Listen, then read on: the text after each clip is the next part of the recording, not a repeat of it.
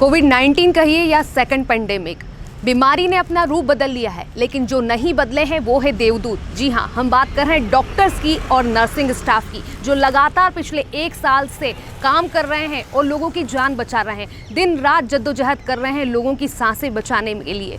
लेकिन उनको किस प्रकार का एक टेंशन है, क्यों उन पर दबाव प्रभाव बनाया जा रहा है, क्या मैनेजमेंट है, क्यों ऐसा किया जा रहा है? देखिए गुड इवनिंग की एक खास रिपोर्ट, जहाँ पर सिस्टम ही कर रहा है मानसिक रूप से दबाव। हेल्थ केयर सिस्टम पर बढ़ रहा दबाव में काम कर रहे फ्रंटलाइन वॉरियर्स, शासन प्रशासन पर खड़े हो रहे सवाल, स्टाफ की कमी से जूझ रहे अस्पताल। कोरोना वायरस की दूसरी लहर से एक और जहां लोग घर से बाहर निकलने का साहस नहीं जुटा पा रहे, वहीं दूसरी ओर धरती के भगवान कहे जाने वाले चिकित्सक कम संसाधनों के बीच भी घर परिवार से दूर होकर सिर पर कफन बांधकर अपना कर्तव्य निभाते हुए मानव सेवा में जुटे हुए हैं।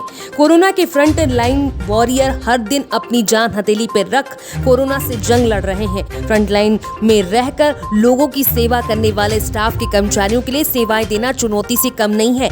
12 मई को जहां देश के प्रधान हो या मुखिया, नर्सिंग डे पर हर कोई इन डॉक्टर्स और नर्सिंग स्टाफ को सलामी देने से पीछे नहीं रहता, लेकिन कई हॉस्पिटल प्रबंधन डॉक्टर्स और स्टाफ पर नियम कानून का अलग ही पाठ पढ़ाकर उनसे क्षमता से अधिक काम लेते हुए भी गुरेज नहीं कर रहे। पिछले 1 वर्ष में ऐसे कई मामले देखने को मिले हैं जहां डॉक्टर्स के हितों और नर्सिंग स्टाफ के हितों को दरकिनार कर उन्हें कोविड इमरजेंसी का हवाला देकर प्रेशर बनाया जा रहा है।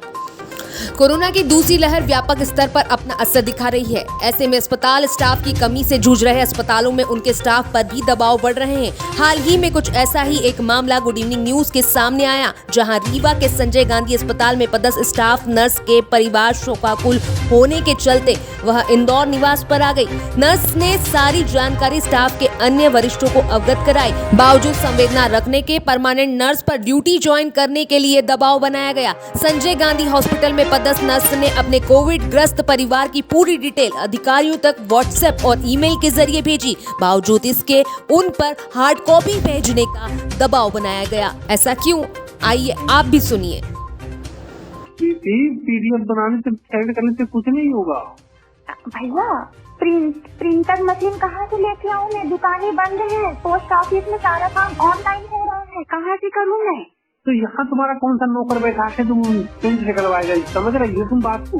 वहाँ मेरे कोई नौकर नहीं बैठे, लेकिन मैं वहाँ की एम्प्लॉय हूँ। ओ यार, तुम जानो मुझे तुम्हारा काम जानो। कैसे बात करते हो आप लोग? मेरे को तो ये समझ में नहीं आ रहा है। मैं कोई बात नहीं कर रहा। आप ऐसे क्यों बोले हो कि यहाँ तुम्हारा कोई नौकर नहीं बैठा है? हाँ तो कौन बैठा है ये बताओ, कौन निकलवाएगा तुम्हारा प्रिंट? प्रिंट मत निकलवाए ना कोई, मैं आके दूंगी निकलवा के। ये तो देखिए कि हाँ मैं सही बोल रही हूँ। प्रजापति है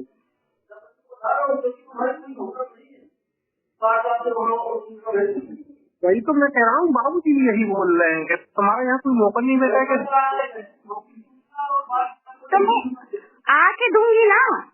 हाँ दीदी सुनो। हाँ हेलो। कलेक्टर का सख्त निर्देश है, बाढ़ साहब से कोई सूचना, मौखिक सूचना कोई मान्य नहीं होगी। ठीक है, यहाँ पोस्ट ऑफिस में पोस्ट ऑफिस की भी सूचना नहीं मानी जाएगी, सीधे उपस्थित हो जाओ, निश्चिंत हो जाओगी, हम बता रहे हैं। अच्छा ठीक है, घर में नोटिस जारी हो चुकी है। नोटिस जारी हो गई है, बहुत सही है। घर में कुछ भी हो जाए है ना, नहीं तो उपस्थित हो जाओ, फिर उसे अपना निवेदन करो। अगर वो छुट्टी देने सीएम तक बंद है, इसमें कोविड क्या रहा,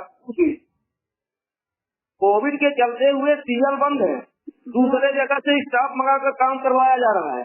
हम लोग तुमको इसलिए सूचना दे रहे हैं कि स्टाफ है अपने। बिल्कुल इतना प्रेशर देके और बता रही हूँ ऐसा ऐसा हो गया है ना? वो नहीं, तक कर्मचारियों का सीएम, किसी से पूछ लेना, कर्मचारियों का सीएम तक बंद है। ठीक है बंद है, नहीं मिल रहा है। ठीक है बंद है, हमको भी मजा नहीं आ रहा है इस तरीके से। मैं कोई गलत इन्फॉर्मेशन तो नहीं दी हूँ ना? आके प्रिंट आउट करवा के सब दे दूंगी। कुछ तो होता होगा ना रूल, कि किसी के घर में हो जाए तो उसके लिए कोई रूल नहीं है। तो सुना आपने किस प्रकार मानसिक दबाव अस्पताल स्टाफ पर बनाया जा रहा है, जबकि उसके परिजन खुद शोकाकुल है। साथ ही परिवार में खुद संक्रमित लोग हैं जिन्हें किसी भी प्रकार की व्यवस्था नहीं दी जा रही है। हेलो, हाँ बोलिए।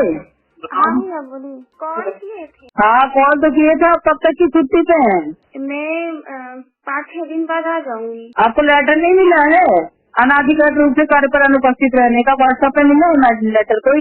जी मिला है, मैंने अपने घर के बारे में सब कुछ लिख के मैसेज कर चुकी हूँ, सबके रिपोर्ट मैसेज कर चुकी हूँ। मेरे पापा की तबीयत ठीक नहीं है, मम्मी मेरी एक्सपायर हो गई थी। हाँ। संजय गांधी हॉस्पिटल में पदस्थ नर्स प्रीति प्रजापति पर बाबू बुद्धसेन और मैट्रिक स्टाफ जयशंकर दीक्षित की बदतमीजी के बावजूद भी नर्स ड्यूटी ज्वाइन करने से मना नहीं कर रही, लेकिन समय की मोहलत मांगती रही। लगातार हॉस्पिटल प्रबंधन और श्याम शाह मेडिकल कॉलेज के मानसिक दबाव के चलते इंदौर निवासी प्रीति प्रजापति द्वारा अपने शोकाकुल परिवार को छोड़ रीवा संजय गांधी हॉस्पिटल ड्यूटी जाना उचित समझा। सवाल यह उठता है कि आखिर हेल्थ केयर सिस्टम पर इतना किस प्रकार का दबाव है। सारी छुट्टियां तो पहले ही कैंसिल हो चुकी है, साथ ही परिवार में गमी होने के बावजूद उसको घर से बुला लिया जाता है। कोरोना की दूसरी लहर व्यापक स्तर पर अपना असर दिखा रही है। ऐसे में अस्पताल स्टाफ की कमी से जूझ रहे अस्पतालों में उनके स्टाफ पर भी दबाव बढ़ाना कहां तक जायज है। डॉक्टर और मेडिकल स्टाफ दिन रात इस महामारी से लड़ रहे हैं, लेकिन अब उनके सामने अब इस प्रकार की समस्या खड़ी होना कहीं न कहीं प्रशासनिक कार्यशैली पर प्रश्न चिन्ह लगा रही है। अब देखना होगा इस मामले में शासन प्रशासन आगे क्या कार्रवाई करता है। गुड इवनिंग न्यूज के लिए कैमरा पर्सन प्रिंस भाटी की रिपोर्ट।